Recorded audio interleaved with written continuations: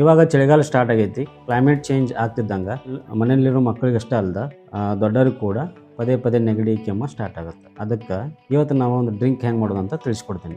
ಮೊದಲನೇದು 4 ರಿಂದ 5 ತುಳಸಿ ಎಲೆನ ತೊಗೋಬೇಕು. ಇದರೊಳಗೆ ಆ್ಯಂಟಿವೈರಲ್ ಪ್ರಾಪರ್ಟಿ ಇರೋದಲ್ದ ಇಮ್ಯುನಿಟಿ ಕೂಡ ಹೆಚ್ಚು ಮಾಡ್ತೈತಿ. ಇನ್ನೊಂದು 1 ಇಂಚ್ ಶುಂಠಿ, ಇದು ಕಫ ಕರಗಕ್ಕೆ ಸಹಾಯ ಮಾಡ್ತೈತಿ ಮತ್ತು ನಿಮ್ಮ ದೇಹನ ಬೆಚ್ಚಗಿಡ್ತೈತಿ. 2 ಕರಿಮೆಣಸು, 2 ಲವಂಗ, ಇದು ಕಫ ಕರಗಿಸೋದಲ್ದ ಲಂಗ್ಸ್ ಡಿಟಾಕ್ಸಿಫೈ ಮಾಡುತ್ತೆ. ಇದಕ್ಕೆ ಸ್ವಲ್ಪ ಅರಿಶಿನ ಬೇರು ಹಾಕಿ ಅದ್ರ ಜೊತೆ ಒಂದು ಸ್ವಲ್ಪ ರುಚಿಗೆ ತಕ್ಕಷ್ಟು ಬೆಲ್ಲ ಹಾಕ್ಕೊಂಡು ಇದನ್ನ ಅರ್ಧ ಆಗುವಷ್ಟು ಕುದಿಸ್ಬೇಕು. ಇದನ್ನು ನೀವು ದಿನಕ್ಕೆ 2 ಟೈಮ್ ಒಂದು 15 ರಿಂದ 20 ml 2 ಟೈಮ್ ತೊಗೊಳೋದ್ರಿಂದ ಕಫ ಕೆಮ್ಮು ನೆಗಡಿ ಕಮ್ಮಿ ಆಗುತ್ತೆ.